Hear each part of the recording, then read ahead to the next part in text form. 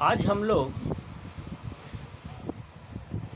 JEE NDA 11th and 12th में daily use होने वाला कंसेप्ट के बारे में डिस्कस करेंगे।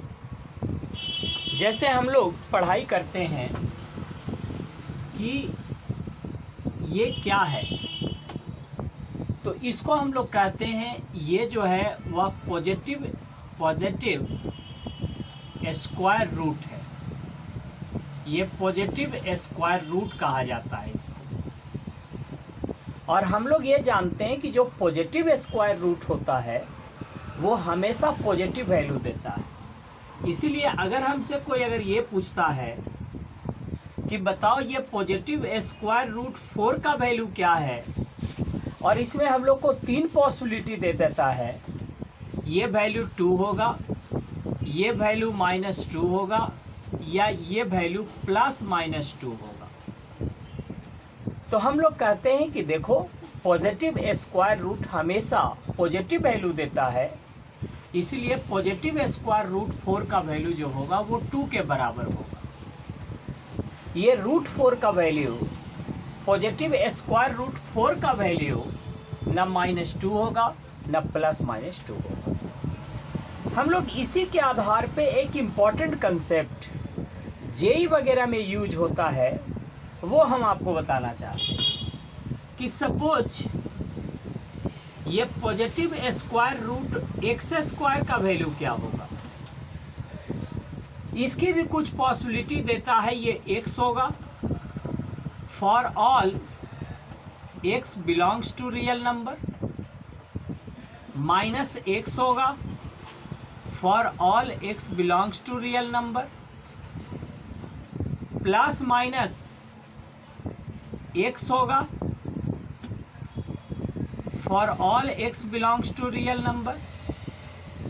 या एक ये लिखता है कि इसको कहते हैं mod x होगा for all x belongs to real number. ये 4 पॉसिबिलिटी देता है और कहता है ये positive square root x square क्या होगा। तो हम लोग जानते हैं कि जो positive square root x square होता है वो हमेशा पॉजिटिव वैल्यू देता है। इसलिए रूट एक्स स्क्वायर का वैल्यू x नहीं हो सकता। क्यों? क्योंकि अगर x निगेटिव रखेंगे तो ये एक निगेटिव आ जाएगा।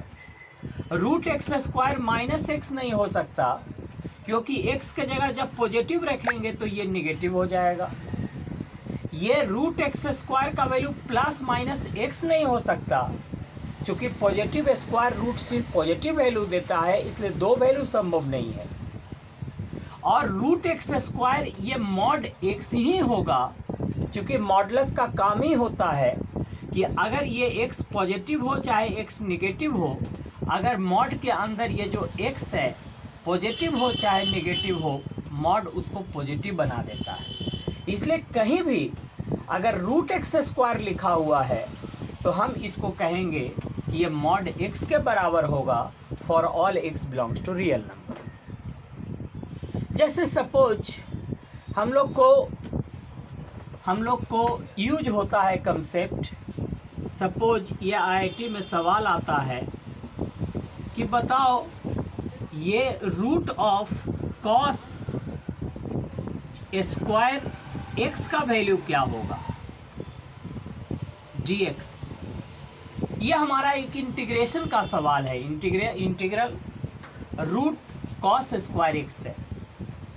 इसका पहला स्टेप वो चेक करना चाहता कि पॉजिटिव स्क्वायर रूट का नॉलेज आपको है कि नहीं। इसलिए सबसे पहला स्टेप हम इसको बात करेंगे कि ये इंटीग्रेशन, और ये x के जगह पर कितना आया है cos x, और स्क्वायर है तो स्क्वायर है, इसलिए गलती से यहाँ cos x नहीं लिखेंगे, -cos x नहीं लिखेंगे, +-cos x नहीं लिखेंगे, यहाँ पर लिखेंगे मॉड, और यहाँ पर लिखेंगे cos x, और ये क्या है तो ये dx।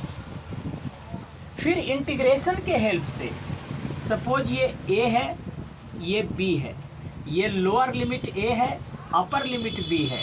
इसको अगर हम डाटा वाइज में कहेंगे तो ये 0 ले लेते हैं और ये पाई ले लेते हैं, ये 0 ले लेते हैं, ये पाई हो जाता है। और कहेगा हमको बताओ तो integral 0 to pi mod cos x dx क्या होगा। तो सबसे पहले हम स्क्वायर रूट के बारे में जाने कि स्क्वायर रूट के आधार पे ऐसे ब्रेक करेंगे और फिर इंटीग्रेशन का कंसेप्ट अप्लाई करेंगे, जिसमें कि इस मॉडुलस को हटाएंगे इस लिमिट के बेसिस पे। ये लिमिट 0 to पाई किसका वैल्यू होता, तो ये x का वैल्यू होता है जो 0 से पाई के बीच में है, जो फर्स्ट एंड सेकंड क्वाड्रेंट को कवर करता है।